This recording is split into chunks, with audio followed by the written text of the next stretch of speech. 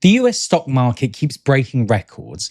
Bitcoin is hovering near its own highs, and gold has surged to an all-time high. Investors from banks and insurance companies to pension and hedge funds are in a frenzy of optimism. As Risha Sharma, chair of Rockefeller International, put it, despite mounting threats to the US economy, from high tariffs to collapsing immigration, eroding institutions, rising debt, and sticky inflation, large companies and investors seem unfazed. They are increasingly confident that artificial intelligence is such a big force, it can counter all the challenges. AI companies alone account for around 80% of the gains in US stocks so far this year. That's fueling US growth as global money pours in. $290 billion from foreign investors in the second quarter of 2025 alone, giving them ownership of about 30% of the entire market. As Sharma says, the US has become one big bet on AI. But this AI bubble is now 17 times the size of the dot-com bubble in 2000 and 4 times the size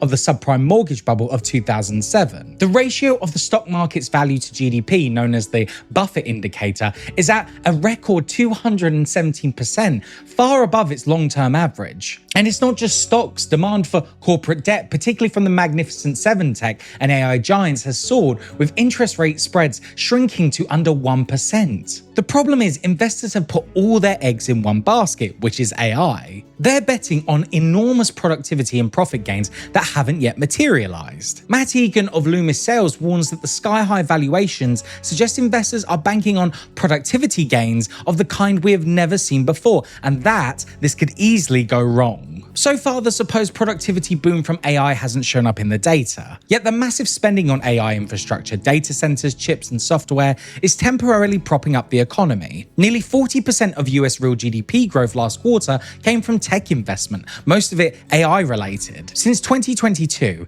AI infrastructure spending has jumped by $400 billion, with investment in information processing equipment rising at an extraordinary 39% annualized rate. Harvard economist Jason Furman points out that this accounts for 92% of all GDP growth in the first half of 2025, and without it, the US economy would have been flat, if not in recession. In fact, the rest of the economy is in recession. Manufacturing has been shrinking for over 2 years, and the much larger services sector is now stalling too. The ISM Services Index dropped to 50 in September, signaling no growth. Employment is also slowing. Job growth was just 0.5% in the 3 months to July, with Fed Chair Jay Powell describing it as a low hire, low fire economy. Young workers are of course being hit the hardest. Youth unemployment has jumped from 6.6% to 10.5% since 2023. Wages have fallen and job vacancies for career starters have collapsed by 30%. AI-exposed occupations have seen employment fall by 13%,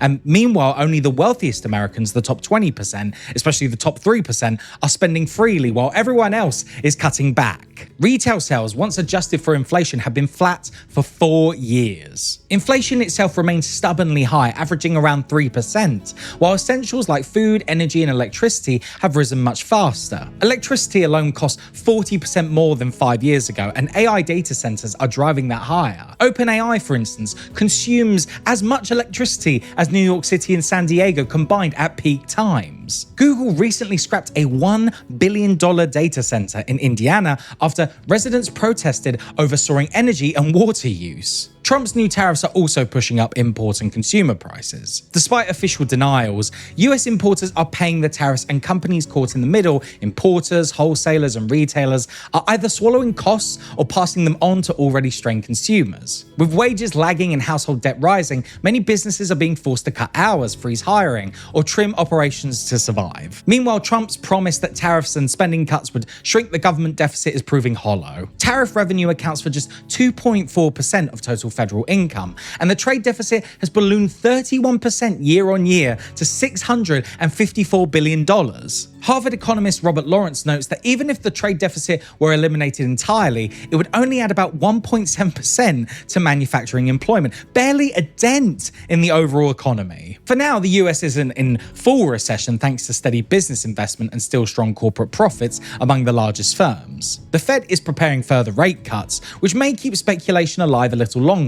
But everything hinges on AI living up to its hype. If the vast investments fail to yield major productivity gains, a serious market market crash could follow. The big tech companies have so far financed AI expansion through their own reserves, but that's changing fast. OpenAI is burning through cash and has signed $1 trillion worth of contracts this year alone, far exceeding its revenue. It's borrowed billions and relies heavily on Microsoft's backing to stay afloat. Goldman Sachs claims AI has added 0.7% to US GDP since 2022, but this growth looks statistical rather than real. Returns are already diminishing. ChatGPT 5 cost $5 billion to launch, but offers little improvement over the previous version, and cheaper rivals like China's DeepSeek are closing in. A financial bust looks inevitable, but as economist Joseph Schumpeter described, such crashes can also trigger creative destruction, clearing out weak players and paving the way for genuine innovation. Even this year's Nobel economics winners, Philip Agon and Peter Howitt,